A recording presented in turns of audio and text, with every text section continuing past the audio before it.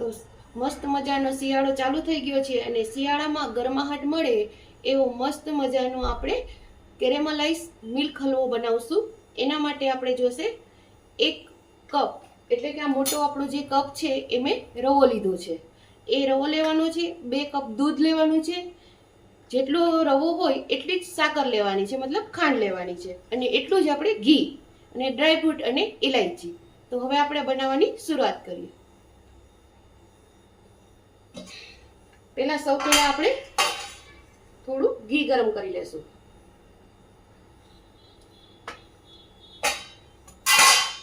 ત્યાં સુધી પહેલા હું ગેસ ચાલુ કરીને ઘી ગરમ કરી લઉં છું. ઘી આપણું સ્લો ગેસ ઉપર ગરમ થઈ રહ્યું છે. ત્યાં આપણે એમાં 1 કપ જે આપણે રવો લીધો છે એ રવામાં આપણે નાખી દઈશું. અને જેટલો આપણે રવો લીધો છે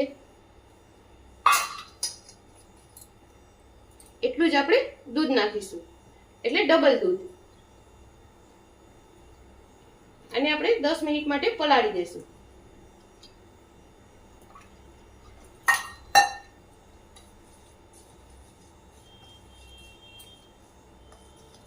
આ રીતે આપણે એને પલાળી દેવાનું છે, એટલે રવામાં દૂધની એક્ઝેક્ટ થઈ જશે અને ફૂલી જશે.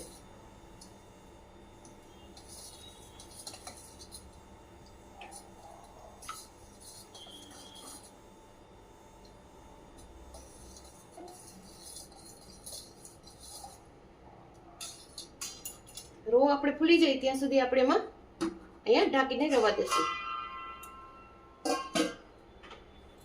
અને ઘી આપણું ગરમ થઈ ગયું છે. આ હલવો ખૂબ જ સરસ લાગે છે અને માખણડી હલવો પણ આપણે કહી શકીએ. ટેસ્ટમાં ખૂબ જ સરસ લાગે છે. એક વખત તમે બનાવીને ટ્રાય કરજો. કેરેમલાઇઝ હલવો બહુ ફાઇન લાગે છે. અને આ આપણા માટે નવી રેસીપી છે.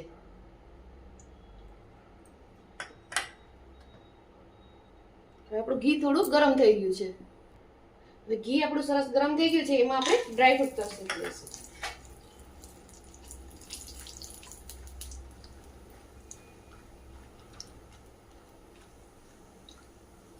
આ ડ્રાયફ્રૂટનો ટેસ્ટ બહુ સરસ આવે છે.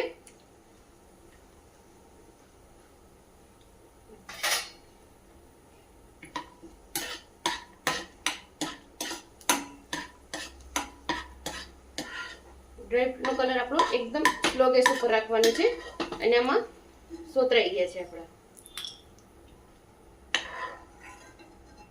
ગેસ આપણે બંધ કરી દઈશું.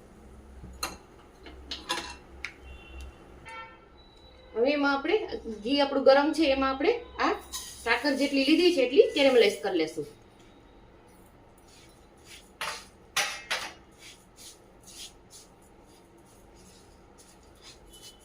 આ રીતે આપણે એને થવા દેશું.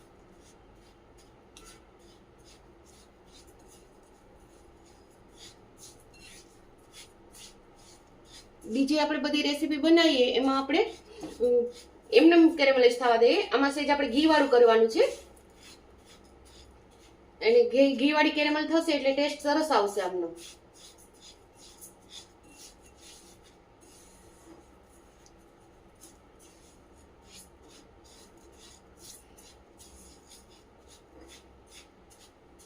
અને એકદમ સ્લો ફ્લેમ ઉપર જ ચડવાનું છે. તમે જોઈ શકો છો.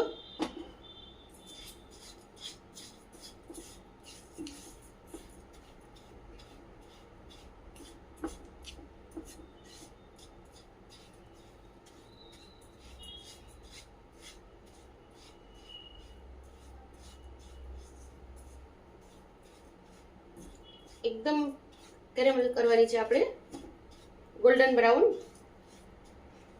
તો હું કેરેમલ કરું છું.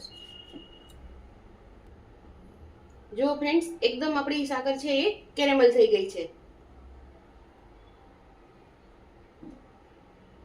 જો ક્યાંય કણી કે એવું કશું છે જ નહીં. એકદમ સરસ મેલ્ટ થઈ ગઈ છે. હવે એમાં આપણે આ જે દૂધમાં આપણે રવો પલાળ્યો હતો એ આપણે એડ કરીશું. પણ એકદમ સ્લો ગેસ ઉપર અને ધીમે ધીમે કરવાનું છે.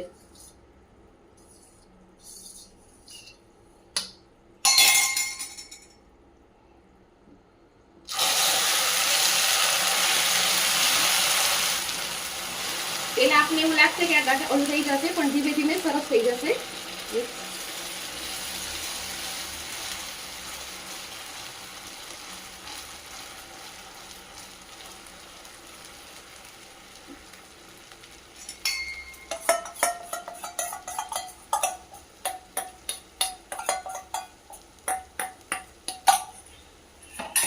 હવે આપણે એને કન્ટિન્યુ ચલાવતું રહેવાનું છે.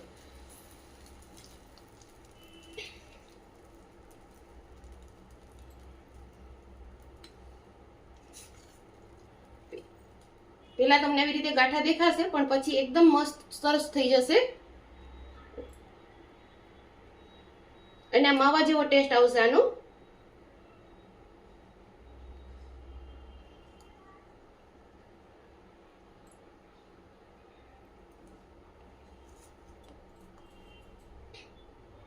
હવે એમાં આપણે ધીમે ધીમે ઘી નાખતા જશું. ઘી આપણે ઓછું નાખવું હોય તો નાખી શકાય, પણ વધારે ઘી વાળો સારો લાગે છે.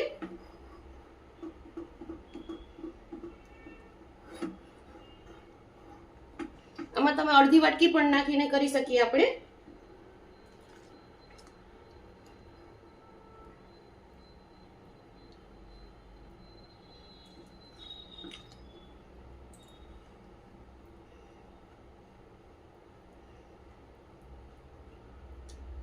જો સાઈડમાં બધું ઘી છૂટું પડે છે.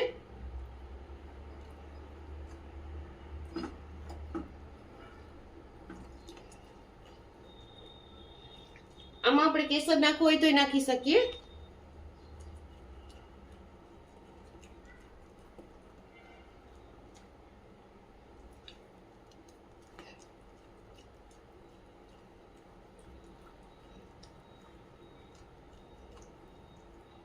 વધારે આપણે બ્રાઉન કરીએ તો થોડી કડવાશ આવી જાય, એટલે આપણે વધારે કેરેમલ નથી કર્યું.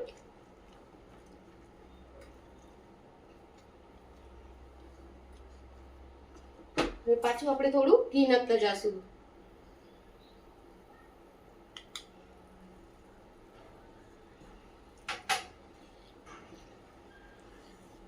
અત્યારે શિયાળામાં હલવો ખાવાની બહુ જ મજા આવે છે ફ્રેન્ડ્સ.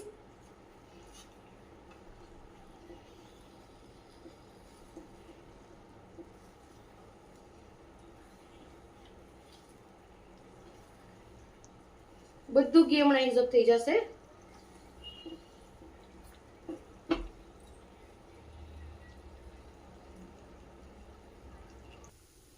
તો ફ્રેન્ડ્સ, આપણો કેરેમલાઈઝ હલવો એકદમ સરસ તૈયાર છે. હવે આપણે ગેસ બંધ કરી દઈશું. એમાં આપણે ડ્રાય ફ્રૂટ નાખી દઈશું.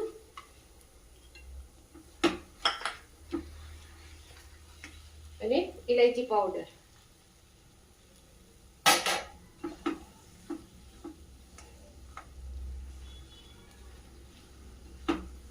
એકદમ સ્મેલ આવી રહી છે મસ્ત. ફ્રેન્ડ્સ, તમે પણ બનાવીને ટ્રાય કરજો અને મને કોમેન્ટમાં કહેજો કે તમને આ રેસીપી કેવી લાગી. આમાંથી આપણે અડધી વાટકી જેટલું ઘી બચ્યું છે. 1 કપ લીધું હતું એટલે પોણી વાટકી જેટલું આપણું ઘી વપરાયું છે આમાં. આ બધું આપણે મિક્સ કરી લેવાનું અને હું ગાર્નિશ કરવાની તૈયારી કરું છું. તો ફ્રેન્ડ્સ, આપણો મસ્ત મજાનો શિયાળા સ્પેશિયલ મસ્ત ગરમાહટ આપે એવો કેરેમલાઇઝ મિલ્ક હલવો તૈયાર છે. જો તમને મારી રેસીપી પસંદ આવતી હોય તો મારી ચેનલને લાઈક કરો, શેર કરો અને મારો વિડીયો વધુને વધુ શેર કરો અને મારા જે આપણા નવા લોકો જોવે છે એ સબસ્ક્રાઈબ કરે. બધાને જય શ્રી કૃષ્ણ.